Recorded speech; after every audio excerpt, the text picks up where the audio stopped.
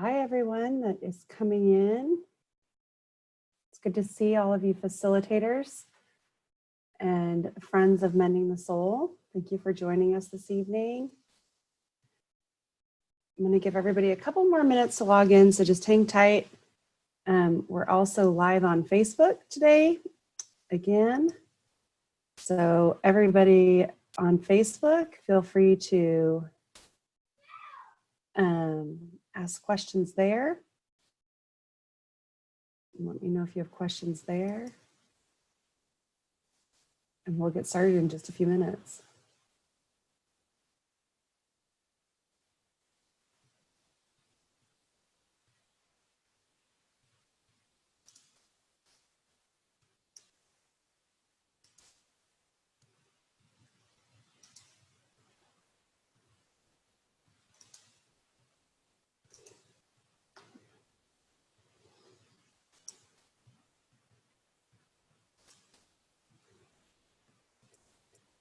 So for people that are flowing in at the bottom of the hour, we're just holding on for everyone to join us, and we will get started right at 5:30, which is 1 minute away. I'm glad you all made it despite the time change. You all changed and we didn't here in Arizona, which is confusing for all of us, most of all Arizonans.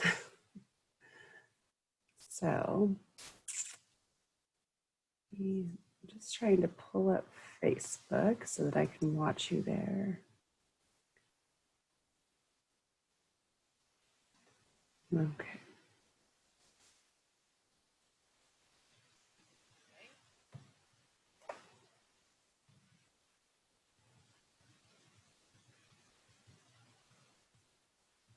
All right. Okay, so good.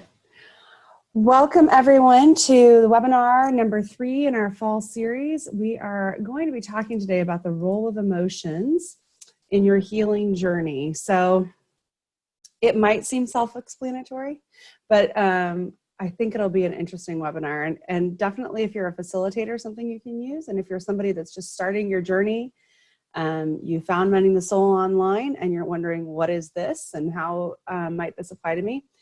This will be helpful to you as you begin thinking about your emotions related to any kind of hurts or wounds that you've had from the past. And if you have kids, this can be really, really helpful as well. You can use some of this with them. A lot of what I'm going to be pulling from is from Dan Siegel's book. And I know you guys always ask for the names of my books, and I don't always know. So let me find the name of this book really quickly. But Dan Siegel does a lot of really good work. He does The Whole Brain Child, which is probably one of his more well-known ones.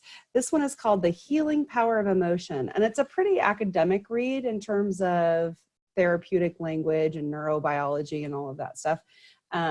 It's basically about neuroscience and how your emotions relate to neurobiology and how that engages the brain, how it impedes and promotes healing of trauma. So that's, again, the name of the book is The Healing Power of Emotion by Dan Siegel. So it's my main resource for what we're going to be talking about today. I want to just talk about the different stages of processing trauma and the phases of trauma recovery. We look at this in three different phases. The first is safety and stabilization, and this can occur anytime from about 3 to 6 months outside of the event, if it's a single event, and beyond. And this is really more about dealing with emotional regulation. So you may have heard that if someone has a response that is emotionally way bigger than what this situation calls for, but typically you're seeing a trauma response, and that can be a big indicator that the person has undealt with stuff, or that you have undealt with stuff. So an example of this might be, I'm a mom, so everything relates to parenting to me these days. Kid spills the milk on the table, and instead of going, oh, that's okay, everybody makes messes, we'll clean it up, the response might be, what did you do? What are you thinking? You're so stupid, which is not only abusive, but also a sign that mom may not have dealt with some stuff that she's got carrying around on the inside. So the safety and stabilization phase is about teaching that person how to regulate emotions, how to feel that overwhelming response come up, and how to regulate that before it turns into an abusive response or an unhealthy response. Emotional overwhelm really deals with what's happening on the inside for that person. So our brains just start to shut off. When it begins to be too much for us to bear emotionally, we are really well-designed creatures. And in order to protect us, our brains will just shut that off. And we might dissociate, which means that we kind of turn off the part of our brain that's the feeling part, and we just go somewhere else. So this, you might have experienced, driving home from work and getting home, pulling in the garage and going, I don't remember any of that drive. How did I not get in an accident? You might have dissociated during that drive. Or you might think, I wonder if I did the laundry, and then you realize you've hung it all up. Those are all signs of dissociation. You might just detach and just totally disengage from the people around you. They'll be talking to you and you're daydreaming. There's a lot of different ways that your brain can shut off so that the emotions are no longer overwhelming and you're really not engaging on an emotional level and really not present in the here and now with people that are around you. But once you've done that, once you're safe, you're able to regulate your emotions. You can actually talk about the events without going into hyperarousal or hypoarousal, which we've talked about in previous sessions. Then we move into mindfulness. And this is kind of a buzzword these days. And that's because there's a lot of research around it that didn't exist prior to the 1990s. And that research is telling us that the practice of mindfulness can decrease anxiety and depression. And it really does have a healing mechanism to it that allows you to pay attention to yourself in a particular way that has a healing agent. So this is really almost looking from the outside in. What is happening for me right now? What am I feeling? Where is this coming from? When have I felt like this before? Just really paying attention with intention, paying attention with intention to ourselves. And then the final stage is self-compassion, coming to a place where we're able to not only be mindful of ourselves and see ourselves, but we are able to be kind towards ourselves and understand our motivations, understand our triggers, and be compassionate about those things. And the outcome of self-compassion really is an increased capacity to care for others. And this is the biblical principle of bearing one another's burdens, right? So that's the end goal, is to be able to be healthy enough to be in relationship with others in a way that represents what we believe is the true design of relationship from a biblical standpoint. I'm sorry about that lighting. When I lean back, it wants to make me orange. It's like, it could be a game. So I apologize for that. And I move a lot, so I'll try to keep it simple. Contextualization of emotion is really important. So when I say, if you see an emotional response that seems bigger than necessary for the situation, that's different for a 2-year-old than it is for an 80-year-old, right? So a 2-year-old has bigger emotions than an 80-year-old should. The display of emotion is bigger. What is earth-shattering to a 2, 5, 7-year-old is not earth-shattering, should not be to a 27-year-old. Vice versa, if someone dies and the person who is grieving is 27, they're going to have a really different cognitive understanding of what death means. And that is probably going to have a bigger impact on them right away than it would a 2-year-old. Because a 2-year-old doesn't necessarily understand death. So context is important. Age and developmental stage is part of that. The relationship, what's the relationship to the feeling? What's the relationship between the people in which the event occurred? Was the harmful event between husband and wife or strangers? Context is really important. I should be way more upset about something my husband says that's hurtful than something a stranger says to me. They're both hurtful. But the relationship there is actually really important.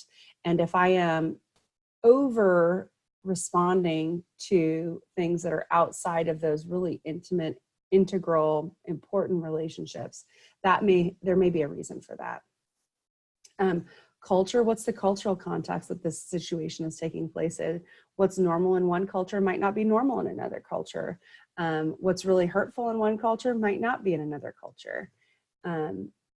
What is the event? What's the trauma? What's the processing and healing? So being aware of what the context of the emotion is actually really helpful to understanding its overall impact. And I'm just doing some cursory stuff here, and then we'll get into the nitty-gritty of what does this mean. So this is a big one. I've noticed recently in my conversations with clients and with Mending the Soul people, the use of negative and positive emotions, and this overarching feeling that there are emotions that are good for us and there are emotions that are bad for us, and maybe even that we're not actually supposed to be emotional. And so I want to challenge that language a little bit and our understanding of what that means. So just generally speaking, positive emotions, we would categorize those as being joy, interest, enthusiasm, laughter, empathy, action, curiosity, anticipation, pride, desire, and hope. And negative emotions, we might put in that column apathy, grief, fear, hatred, shame, blame, regret, resentment, hostility, anger, and despair. So I 100% get why someone would say these are positive emotions and these are negative emotions, because the positive ones are a whole lot more fun to feel. They're a whole lot more fun to experience for the most part. And the negative ones hurt. And so we're going to call those negative. But I would like to posit that perhaps there is no value, positive or negative. My husband's a CPA, so when I hear positive and negative, I think deficit and, savings and you spent too much. I don't think it's the case with emotions. If we fail to experience grief, we will never heal a loss. If we fail to experience fear, we will step into danger every time. So fear is really positive because fear warns us of danger. If we never experience regret, I wonder if we've learned anything. If we are never angry, we actually aren't even experiencing the same emotions as Jesus. Jesus got very angry. I would say Jesus even despaired in the garden when he was praying. Maybe not in the same way we despair, but he was for sure sad and he was sure heart heavy.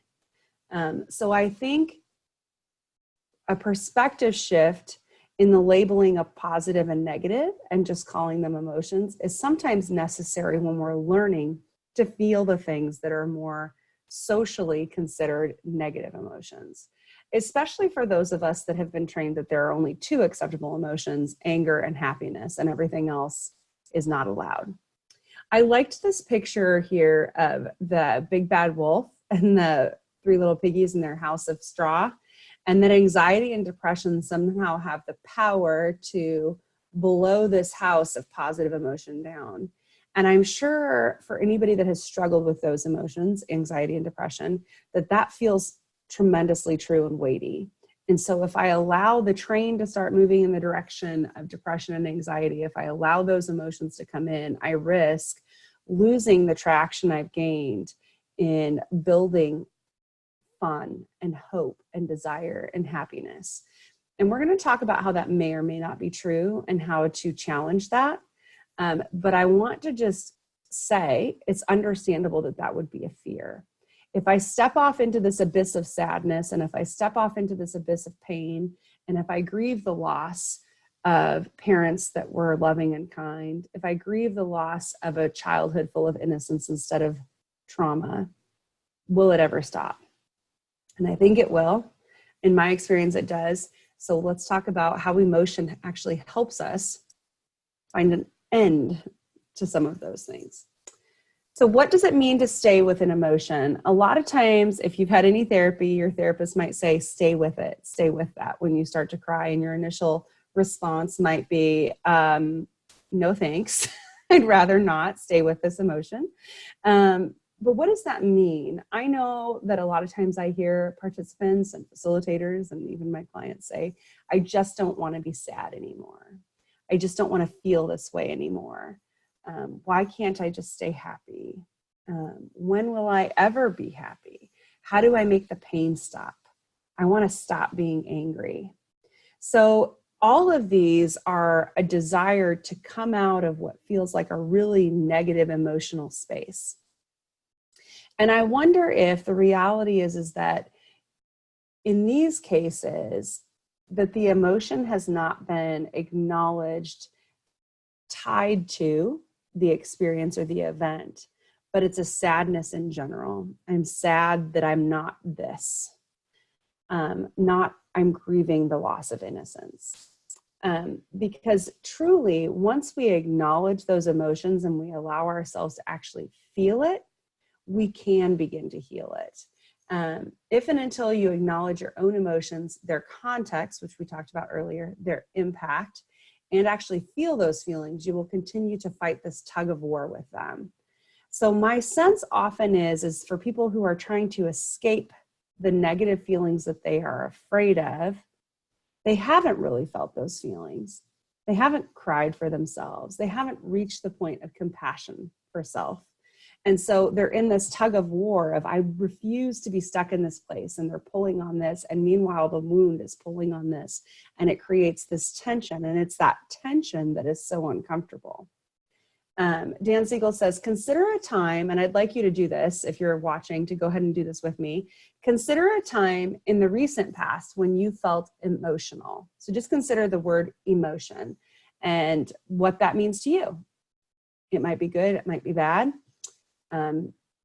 What was that experience like for you? How did your state of being impact others around you?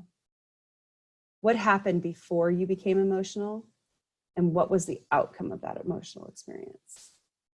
So as you consider that, I want you to think that perhaps this state of being emotional is the most human thing that you could experience, because to be unemotional is to be not the way God created us to be. But all of these questions are questions that we would also ask as we process our trauma. What was the experience like? What was the impact of how we reacted? What happened before? What happened during? And what was the outcome? So these are all things that as we become mindful, we're going to keep considering. And that is really how we stay with the emotion.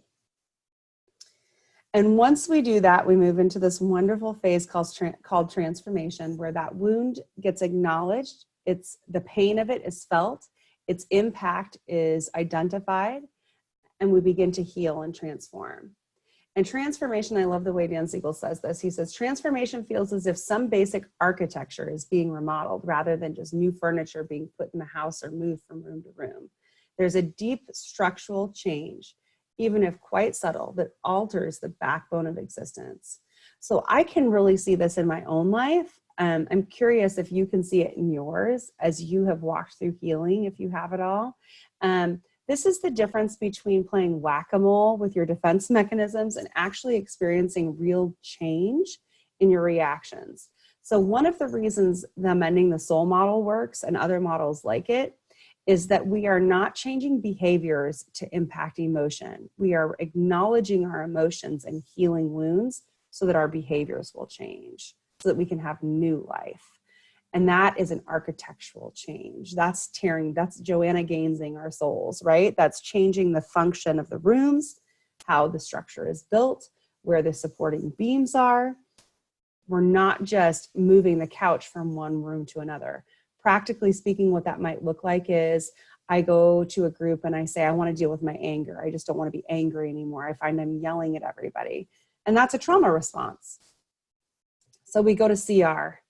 And we do the 12 steps and we figure out how to not yell at people. And then we find that we are eating a ton and we've gained like 40 pounds. And the reason for that is because you can't actually just change your behavior. Your systems are hardwired to be fully integrated, your body, mind, and soul. And you might be able to stop yelling at somebody, but your body is going to make it necessary for you to find another way to deal with that feeling that was causing the anger, with that wound that was causing the anger.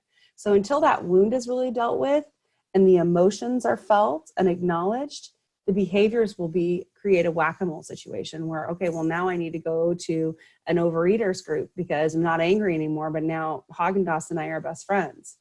And then you might get that under control, but then maybe you cheat on your husband. So these behaviors will keep popping up until you actually deal with the emotions that are causing them. And so I said a word there called integration, which is really the ultimate goal that we're working towards as trauma survivors. And that is a full integration of body, mind, and soul. So we believe at Mending the Soul in a biblical model where humans are created in the image of God. And that means that we have three parts. We have a body that's physical and flesh. We have a mind that thinks and reasons. This is our cognitive center that is able to make decisions and practice ethics and raise children and do math and all of those wonderful things. And we have a spirit, we have a soul. And that is the part that connects us to others and connects us to God. And that is the part that really gets wounded deep down inside when we experience trauma. And Dan Siegel says, in short, emotions play a creative role in the regulation and development of an individual's cognitions and learning throughout life. And so this is like from infancy on. So the emotions that an infant experiences changes the way that their cognitive development processes develop. So if they experience a lot of neglect and a lot of unmet emotional need as young as 3-4 months old, it will change the way that they develop cognitively. So emotions actually have a really creative and dynamic part of how our brains function. We also know that undealt with emotion can cause physical illness. You may have experienced this in the form of headaches or bowel dumping. We also call that diarrhea in my house, where you might have a huge conflict and then find yourself in the bathroom unable, and you think, oh, I must have gotten the stomach flu. And yet every time I have an interaction with so-and-so, I get the stomach flu. I don't know why that is. So this is actually a really interesting dynamic that we have learned in our post-enlightenment world, that we can just treat a psychoanalytical approach where we're just talking about our feelings. But if we don't have this full integration, we're actually not dealing with the main problem, which is that trauma disintegrates us. It separates those things. So when a child or an adult experiences trauma, it actually shuts off the creative centers of the brain. It shuts off creativity. It shuts off imagination. It shuts off the part of your brain that's able to process a lot of that in a creative way to help you deal with it. So some of the things that we're going to talk about in terms of processing emotion are going to be how to reintegrate those three parts. When trauma survivors experience this disintegration, and it might be through dissociation or another detachment mechanism that your brain uses, healing requires a reintegration of the right and left hemispheres. Dan Siegel says that in dissociation-prone individuals, a trauma that is perceived and processed by the right hemisphere will lead to a disruption in the usually integrated functions of consciousness. So if the right part of your brain is the one taking this trauma in, the left part will say, I'm out. I'm completely separating. I'm not going to have an integrated approach to this. So this is the equivalent of when Dan Siegel talks about flipping your lid. So you have the feeling part of your brain and the cognitive part of your brain. This is the part that makes decisions. This is the part that freaks out when you have trauma that goes into fight or flight. And he talks about when you are triggered, you flip your lid and this cognitive part of your brain just isn't functioning anymore. The only thing in control is this emotional part. So that's kind of what he's saying here, is that it's a complete disintegration. The parts of your brains that are designed to work together for full functioning are no longer working. So emotional processing, the role of emotions is to help you reintegrate so that your whole system is working towards healing. Sensorimotor activities. So these are body movements that you can do to help re-engage your brain and integrate your brain.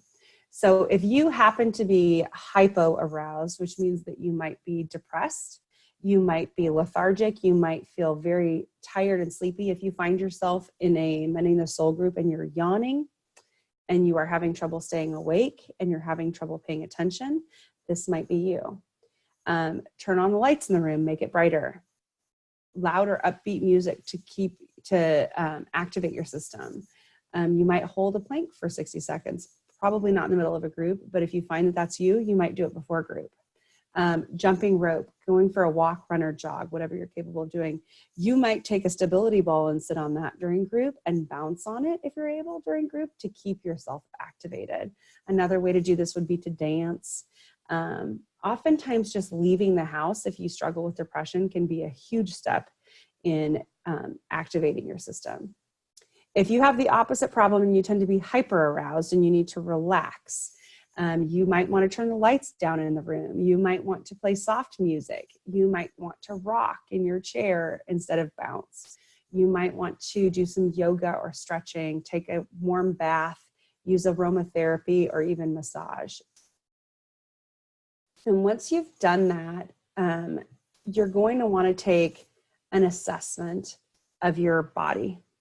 So the first step in re-engaging is to relax or activate so that you are within this window of tolerance where you are neither high nor low, you're right where you should be. And we've talked a little bit about mindfulness in these webinars before, and what this looks like really is you saying, what is happening for me physically? So sometimes in group when someone shares, I might start to feel a real heaviness on my chest. I might start to feel anxiety myself when I'm listening to their story. When I'm sharing my own story, if I start to feel anxious, the first thing I want to do is think about where I'm feeling it in my body. So I tend to feel anxiety in my chest as a tightening or as a weight. I tend to feel it, I find that my shoulders are hunched up and tight. I might get a tension headache, things like that. So you want to ask yourself, once you have done these exercises and you feel that you have gotten your body re-engaged, ask yourself, where do you feel that? What do you feel? Go back to those original questions of, what is the emotion? What is the impact of the emotion? What happened right before this? What happened right after? And just take stock of that internally. Some other activities that you can do to help re-engage the creative centers of your brain, which are hugely responsible for a lot of healing work, is you might paint, you might draw, you might write a letter with your non-dominant hand. If you're really struggling with getting through the exercises in the Mending the Soul curriculum, or one of your participants is, you might have them do it in their non-dominant hand. And the reason for that is it actually engages the opposite side of the brain, and they are able to access some of those memories and feelings that they're unable to access with just their cognitive brain. So the thing to help you remember this is that creative plus cognitive is whole brain, which is what we're looking for, is this integration. Okay, so I'm going to stop there. And I had gone on the Facebook page here. I don't see any questions, but I do want to say, if you have questions real quick about the presentation so far, you can type them into the Q&A box, or you can type them into the Facebook page, and I will answer those questions there. If your questions are specifically facilitator oriented, then I will answer those in the Facebook page once we are done with the webinar. If they are general about the role of emotion in healing, you can go ahead and ask them here. So does anybody have any questions? You can use the Q&A, or you can use Facebook. There is also a chat window that you can use. Any questions about emotions, how they relate to your healing? I know this was a pretty high level discussion, but I'm curious if you have any questions about what it all means. Like if I can clarify anything.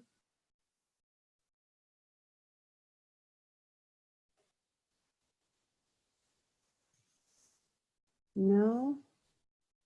Okay, there we go. Maintaining it, Sherry. So Sherry says, can you talk about maintaining a level of negative emotion. Yes. So this might look like when I ask myself those questions, when I go back to these questions that Dan Siegel posits. Hang on, let me pull them up. I'm on 2 screens and I'm also going blind.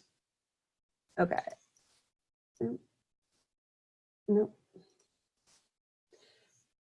What was the experience like? How did your state of being impact others? If I just go back to what was that experience like? If I ask that question about any of the traumatic events in my past, I immediately have an emotional response. And it's not positive. I'll say that. And so if I stay with that, in the beginning, I might only be able to do it for 5 to 10 seconds because it's too painful. And it's going to look like me crying. And then suddenly my brain will just shut off. So I'm sure you've seen this, Sherry, in running your groups where somebody gets super emotional and then they go, okay, I'm fine. You want to say, and even say to yourself, if that's you, can you stay with that just a little bit longer? And the way I think about it is the little girl that all that stuff happened to was never allowed to feel those feelings. And those feelings didn't disappear and evaporate like air. They're deep down inside and they deserve to be felt. So the way I allowed myself to do that is I slowly created space to give permission to the little girl to feel her feelings.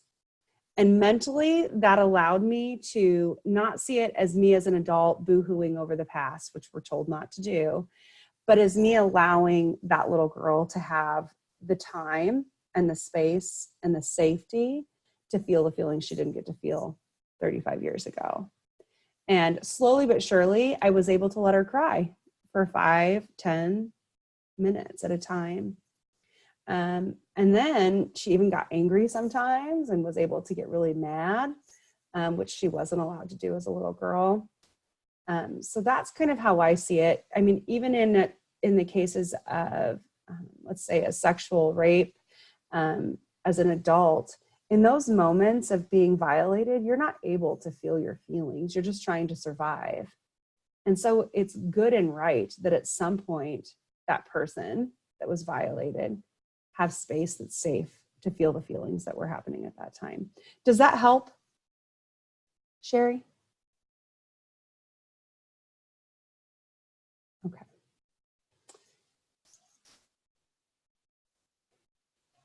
Something's blinking. Okay, check Facebook. What is the title of the book? Again, hang on, Jane. The Healing Power of Emotion by Dan Siegel is the name of the book. Anybody else have questions? Okie dokie. So I have one more thing to share with you guys before you take off. Please don't leave. So you may have gotten an email in your email box, which is where we typically get our emails. In regards to the Mending the Soul campaign, typically this time of year we have a fundraiser here in Phoenix or in Portland, and we are not doing that this year. We are doing this instead. So we are doing a big campaign this month called the Gift of Redemption. We have a $50,000 match that it is promised to us. So for every dollar up to $50,000, we is worth $2. And we have a goal of $100,000. So if you weren't aware, yes, we sell books, we do all of those things, but a large majority of our operating costs is raised through donations. You'll be getting weekly updates from our website and in your email. If we have your email from directly from Dr. Tracy, he's done some taped messages for everyone. A lot of the things that we're doing are going to be covered in a webinar that I'm hosting on the 6th at 6 p.m. Arizona time, and I'll record that and we will have that posted for you as well. But I'm going to be talking about all of the things that we're doing. As you know, we've got some new initiatives. We're doing a lot of new things. There's big things happening in Africa and domestically, and we're really just trying to be equipped for what has been a real huge uptick in interest for the services that we offer and the ministries that we provide. So, we have new curriculum coming out soon. And I'm excited to be able to share that with you soon as well. So if you're interested in what else is going on in Mending the Soul, you can join me on Wednesday or watch the recording. So November the 6th at 6 p.m. Arizona time, and that'll be posted to our website soon. If you would like to donate, you can go to this URL, mendingthesoul.org, the gift of redemption 2019, and donate there. Every penny counts. You can give a one-time donation, you can give a monthly donation. Questions about giving and what that looks like and what we're raising money for? Anything I can answer there? Any other questions about the webinar content? Thank you, Susan and Jean. All right, guys, ladies and gents, thank you for joining me this evening. I will see you all in a couple weeks.